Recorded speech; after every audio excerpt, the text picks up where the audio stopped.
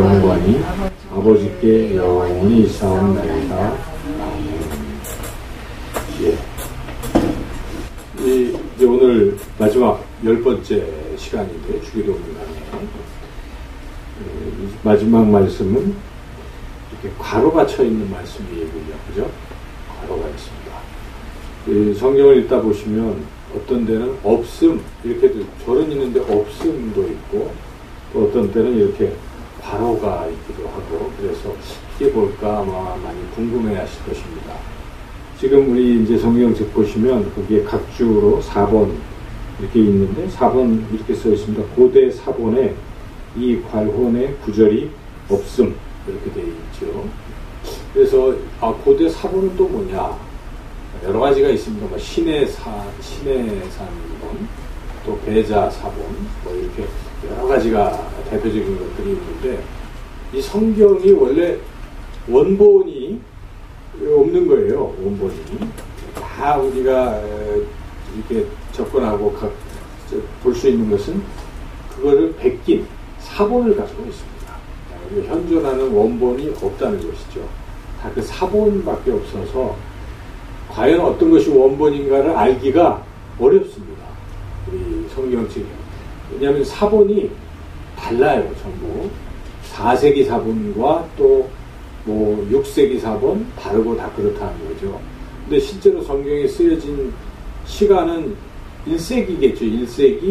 1세기 중반 뭐 이후부터 2세기 초까지 뭐 이렇게 걸쳐 있겠죠.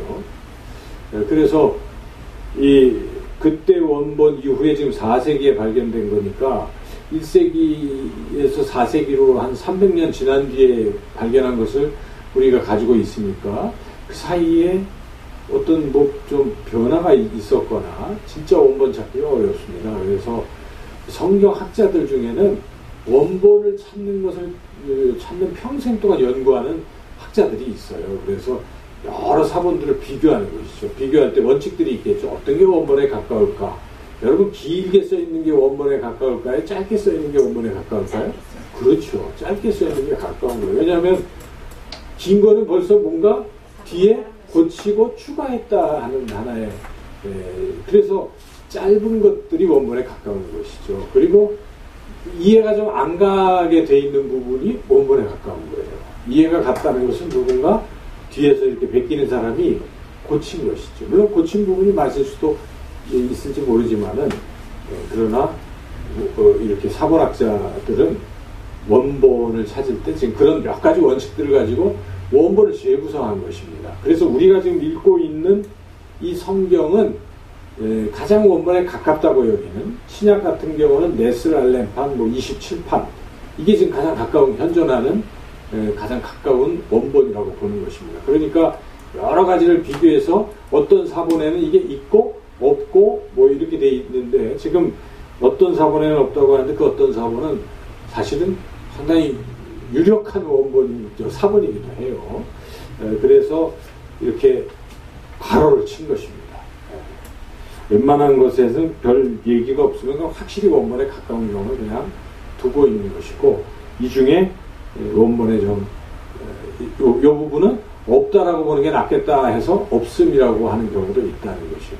물론 있긴 해도 그게 일종의 이제 그런 경우. 그리고 이제 이 절 구별 자체가 잘못된 경우도 있어요. 왜냐하면 절 표시는 한 16세기에 한 것이거든요. 16세기에 그것도 어떤 분이 말을 타고 가면서 이렇게 점을 찍어갖고 절을 구별했기 때문에 말 타다가 잘못 찍은 경우도 있어서, 우리가 절의 구분이 절대적이라고 보는 건 아닙니다. 그래서 어떤 것은 8장인데 9장 1절까지 합쳐서 보기도 하고 그러죠. 그래서 그런 것들을 우리가 이제 이해를 해야 되는데, 오늘 공교롭게도 이 주기도문의 마지막 부분은 이렇게 괄호가 있다 하는 것입니다. 그래서 일단은 괄호가 있기 때문에 이것은 빠지는 것이 아닌가 이런 생각도 할 수가 있어요, 사실은. 그리고 더욱이 주기도문은 두 군데 나오잖아요. 마태복음에 나오고 또 어디 나옵니까? 누가복음에 나오는데, 누가복음에는 이 부분이 없어요. 그래서 이 부분은 없는 게 아닌가 이런 추측도 할 수 있습니다. 그래서 정확하게 원본에 있다라고 말하기는 어렵지만은 그래도 이것이 원본에 가까이 있을 것이다 라고 추측하는 몇 가지 근거들은 초대교회의 이 성경 말고 다른 여러 가지 전통들이 있어요. 주기도문을 이렇게 같이 고백한다는 그 주기도문이라든지 그런데 보면 이게 들어있는 거예요. 그래서 이게 있었을 것 같다 이런 생각을 하고 또 한 가지 유대인들의 또 기도문과 주기도문을 이렇게 비교해 보면 비슷한 점들이 있거든요. 근데 유대인의 기도문도 마지막 부분이 이 부분이 들어가 있다. 예수님이 유대인의 전통을 완전히 무시한 것이 아닙니다.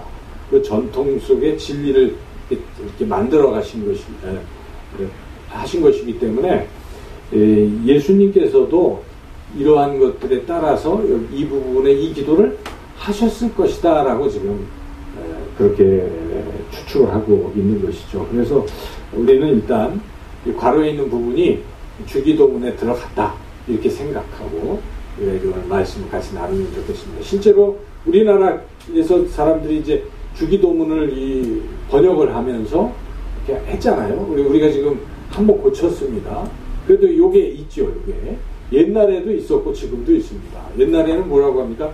대개 나라와 권세와 영광이 아버지께 영원히 있사옵나이다 이렇게 돼 있습니다. 그래서 아까도 찬양할 때 대개 뭐 이렇게 대개가 붙기도 하고 그러죠. 근데 지금 이제 새로 고친 데는 대개를 뺐지요. 여하튼 그래서 우리가 이 부분 마지막 부분이 이 타당성이 있다 이렇게 보고 함께 이제 은혜를 나누려고 합니다. 이 부분이 굉장히 중요합니다. 몇 가지 중요한 의미들이 있는데 우리가 보는 것처럼 마지막에 있잖아요. 마지막에 있다는 것은 이게 이제 거의 마지막을 요약한다라고 보는 것이 있을 수 있고요.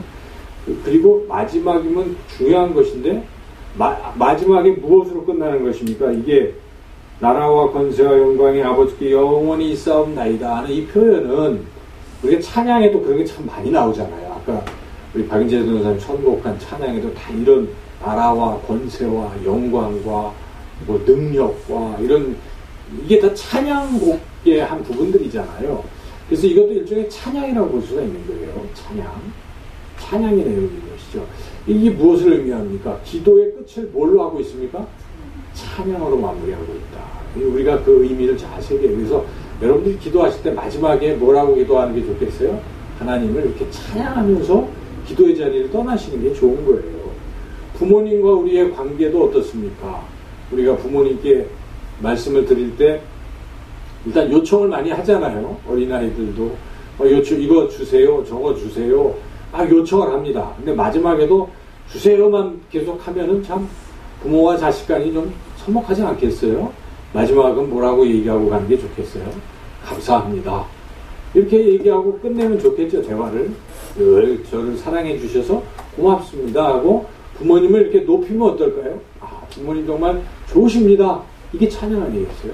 우리가 기도도 마찬가지예요. 기도도 할 때도 하나님 들어주시는 은혜를 감사합니다. 들어주실 것을 믿고 감사합니다. 하나님은 정말 좋으신 하나님이십니다. 이렇게 하고 예수님의 이름으로 기도합니다. 아멘. 이렇게 기도하는 거 얼마나 좋겠어요. 근데 우리가 기도문을 대표 기도를 들어보지만 그렇게 하는 기도가 드물잖아요. 이 모든 말씀을 다 이렇게 그냥 이렇게 하지. 하나님 너무 감사해요. 모든 영광 하나님께서 받으십시오. 이렇게 하면서 예수님의 이름으로 기도합니다. 이렇게 하는 기도도 참 주기도문다운 기도, 멋진 기도가 아닐까 싶어요. 그래서 우리가 마지막은 항상 하나님께 영광을 돌리고 찬양하고 감사하는 것으로 끝내는 게 참 아름다운 것입니다. 이 시편이 다 기도문이잖아요. 그렇죠? 여러분 시편 보면 맨 마지막에 할렐루야로 끝나는 거잖아요. 결국 시편 150편 맨 끝이 뭡니까? 할렐루야. 하나님 영광 받으십시오. 하나님을 찬양합니다. 이런 것입니다. 그래서 우리가 마지막은 하나님을 찬양한다 하는 것을 우리가 깨달을 수가 있죠. 또 이 주기도문 이 부분의 중요한 의미가 아까 말씀드렸지만 대개라는 단어의 의미입니다. 대개. 그래서 대개가 뭐냐? 대개는 요약하면 이런 뜻이에요. 전체 이제 대충 다 개요. 요약한다면 이런 말이죠. 그런 의미도 있어요. 지금 앞에서 기도한 내용을 마지막으로 요약합니다 하는 뜻도 될 수가 있습니다. 그래서 제가 설명을 드리겠지만 나라, 권능, 영광 이 세 가지 내용인 거예요. 사실 주기도문이. 그렇죠? 그건 좀 이따 설명을 드리고요. 그래서 요약의 의미도 있어요. 그런데 원본은 요약이라기보다는 이유입니다. 이유. 그래서 요 나라와 나라와 권세와 할 때 이 뭐가 빠져 있냐면요. 앞에 헬라어로는 호티라는 단어가 빠져 있는데 그게 영어로 하면 because예요. because. for. 그래서 왜냐하면이라는 뜻이라는 것이 왜냐하면. 그러니까 앞에서 쭉 기도하고 왜냐하면 무엇입니다. 그러니까 앞에 기도 이렇게 쭉 한 내용이 근거가 있고 그 기도할 수 있는 이유는 이것 때문입니다. 이렇게 기도한 것이라는 뜻입니다.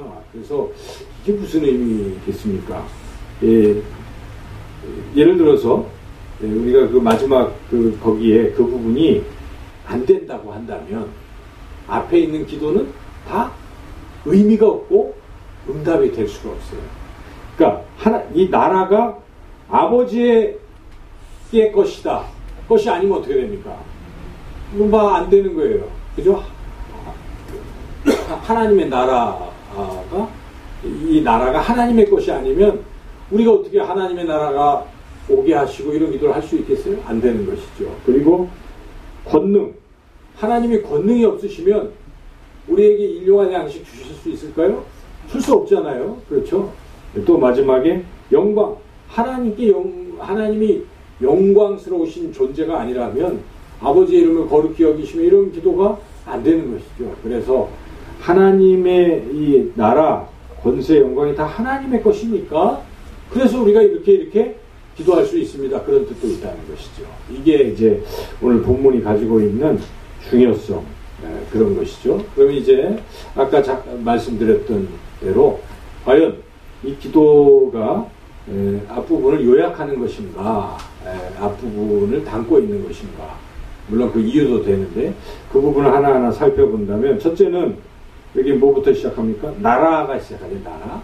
이게 있사옵나이다 이렇게 되어 있지만 원뜻이 아버지의 나라가 영원히 아버지의 것입니다. 이런 뜻이에요. 나라는 영원히 아버지의 것입니다. 이런 뜻이죠. 그래서 저 정확하게 번역한다면 나라는 영원히 아버지의 것이기 때문입니다.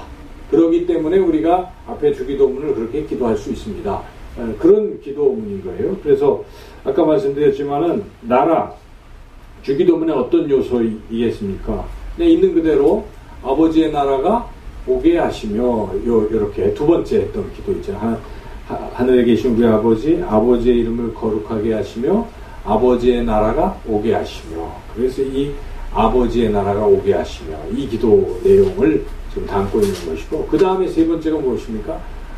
아버지의 뜻이 하늘에서와 같이 땅에서도 이루어지게 하소서. 이것도 결국 아버지의 뜻이 이루어지는 것, 또 아버지의 나라가 오는 것은 한마디로 말한다면 하나님 아버지의 다스림을 받는 것이다. 이렇게 우리가 요약할 수가 있습니다. 나라라는 뜻이 우리 기도 앞에서 말씀을 생각해 본다면 하나님의 다스림을 받는 것이 하나님의 나라라는 뜻이잖아요. 하나님의 나라. 대한민국은 누구의 다스림을 받습니까? 물론 하나님의 다스림을 받는데 우리들은 어떻게 생각합니까? 이 헌법에서는 백성의 다스림을 받는다고 생각하는 거예요. 그러니까 대한민국의 주권은 누구에게 있으며 국민에게 있다 이렇게 얘기를 하잖아요. 그러니까 주인이 누구라는 것입니까? 국민이라는 것입니다. 요즘 한참 대통령이 주인 행세하고 정치인이 주인 행세를 하고 이런 판국 우리가 보고는 있지만은 그러나 사람들은 우리가 주인인데 왜 이렇게 주인 행세하는 사람이 많아 지금 그래서 분노하고 있는 것입니다. 그런데 그것도 잘못인 것이에요. 누가 주인입니까? 하나님 아버지가 주인인 것입니다. 그렇죠? 그래서 우리가 항상 하나님 아버지가 대한민국의 주인이시다. 이제 이런 믿음 우리가 갖는 것이고 또 그렇다고 지금 선언하고 있는 것인데 여기서 주기도문을 할 때는 나라가 누구의 것입니까? 영원히 아버지의 것입니다. 그래서 여러분 이 나라, 대한민국, 미국 모든 온 세상 나라는 다 누구의 것이에요? 하나님의 것입니다. 하나님 아버지의 것입니다. 이렇게 우리가 주기도문 할 때마다 그렇게 고백하기 때문에 그게 하나님의 것이니까 우리가 이 세상 아직도 하나님의 것이 되어 있지 않는 대한민국이라든지 뭐 이런 나라들이 다 하나님 나라 되게 해주세요. 우리가 기도하는 것입니다. 원래 하나님 것입니다. 그러므로 당연히 하나님 나라 되게 해주세요. 기도할 수 있고 기도가 이렇게 이루어질 수 있다는 것입니다. 그래서 첫째는 그런 의미가 있다는 것입니다. 둘째는 그다음 권세잖아요. 권세.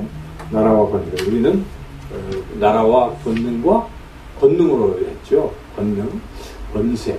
근데 권능이 맞아요. 왜냐하면 권세와 능력을 합친 게 권능이거든요. 그래서 여기는 우리가 권위죠, 권위. 권위가 누구에게 있는가, 또 능력이 누구에게 있는가, 이 두 가지가 다 하나님에게 있다는, 하나님 것이라는 것입니다. 이게 권위가 굉장히 중요하잖아요, 지금. 대통령이 권위를 자꾸 상실하니까 흔들거리고 있는 것이죠. 그러니까 권위라는 거 굉장히 중요합니다. 우리가 교회라고 하면 목회자의 권위가 중요하겠죠. 그게 이제 하나님이 주시는 리더십이죠. 근데 목회자의 권위가 상실하면 허물어지는 것이잖아요. 조직이. 물론 하나님의 권위죠. 하나님의 권위인데 하나님이 주시는 리더십의 권위가 무너지면 안 되는 것이죠. 그래서 하나님 아버지께 가지고 있는 것이 무엇입니까? 권위가 있어야 됩니다. 권위. 그 다음에 권위만 있어갖고 됩니까? 능력이 뒷받침이 돼야 됩니다. 뭐 폰만 잡고 있는데 아무 능력이 없어요. 그럼 이거 허무한 것이잖아요. 그러니까 두 가지가 같이 있는 것입니다. 그래서 권능이 있어야 되는 것인데 그 권능을 예수님이 갖고 있습니다. 또 성령이 갖고 있습니다. 오직 성령이 너에게 임하시면 너희가 무엇을 받고요? 권능을 받고 바로 하나님 아버지의 권능을 예수님을 통해서 성령님을 통해서 우리가 받게 된다 하는 것입니다. 내가 하늘과 땅의 모든 권세를 가졌으니 하고 예수님 또 그 권세와 능력을 부어주신다는 것 아니겠습니까? 근데 이것이 바로 하나님 아버지의 것인데 우리가 그것을 이제 고백하는 기도라는 것이죠. 우리가 그 고백이 있으면, 그 믿음이 있으면 우리가 기도하는 것에 대해서 확신을 갖고 기도하겠죠. 첫째, 일용할 양식을 주시옵고 할 때 어떻습니까? 일용할 양식 맨날 먹고 하는 이것을 누가 가지고 계세요? 하나님 아버지가 가지고 계신 것이고 그래서 그것은 주실 수 있는 분이 주실 권능이 있으시니까 주시겠죠. 그래서 우리가 이게 그렇구나 하는 것을 깨닫고 죄사함의 권능은 누가 가지고 계십니까? 하나님 아버지가 가지고 계신 것입니다. 물론 예수님이 그것을 받아서 내가 죄사하는 인자가 죄사함의 권세가 있는 줄 알게 하랴 이렇게 말씀도 하셨지만은 원래 권세의 권능의 출처는 하나님이시라는 것입니다. 그래서 모든 권세는 하나님의 것이다. 그래서 우리가 그렇게 기도할 수도 있고 용서의 기도도 할 수도 있고 또 뭐의 기도도 할 수 있습니까? 시험에 빠지지 않는 것도 이것도 능력이잖아요.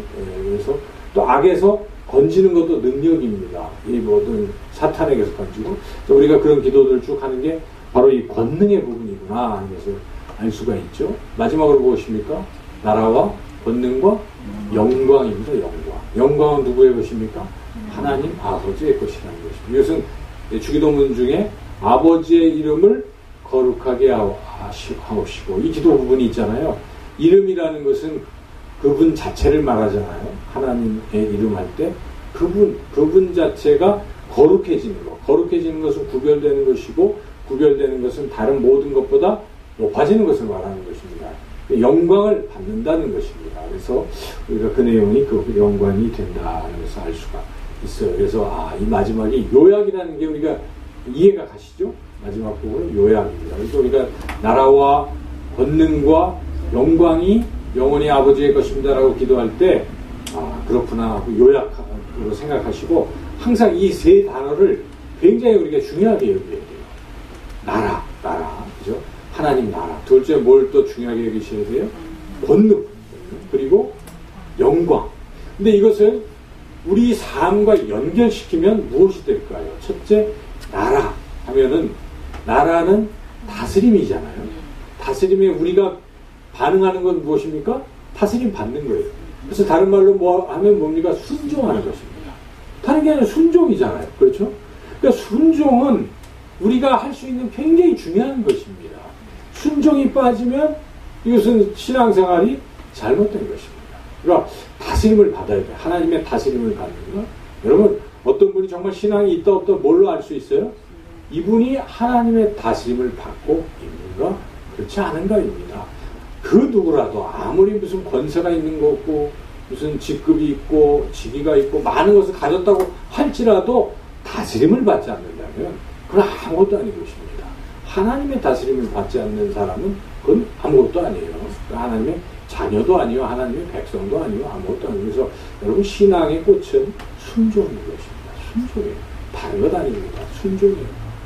언제든지 하나님 말씀 앞에서 늘 겸손하게 그런 분들 보시잖아요. 주변에 저분은 정말 크리스찬이다. 정말 신앙입니다.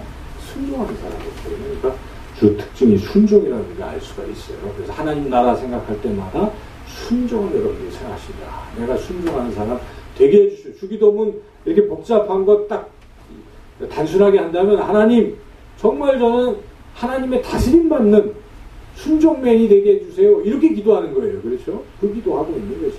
예수님도 겟세마네 동산에서 무슨 기도를 하셨습니까? 순종하게 해달라고 기도한 것입니다. 결국 순종하셨죠.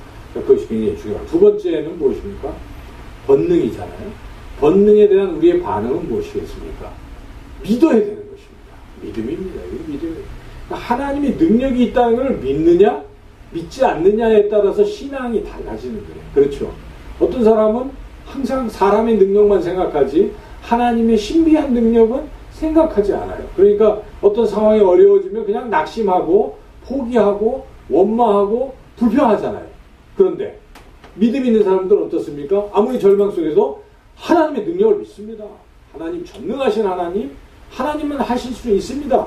이걸 필요로 하는 것입니다. 하나님 우리에게 원하시는 게 믿음이에요. 믿음. 그래서 우리가 믿음이 없이 하나님 기쁘시게 할 수 없기 때문에 주기도문 할 때 내가 지금 당장 배가 고프고 내가 몸이 아프고 내가 죄인이고 어떤 어려운 형편에 있을지라도 하나님을 믿는 것이에요. 하나님이 나를 사랑하시고 내 죄를 용서하시고 나에게 필요한 것을 공급하시고 채우시고 이렇게 믿고 기도하는 것입니다. 그래서 일용할 양식을 주십시오. 죄를 용서해 주십시오. 시험에 빠지지 않게 해주세요.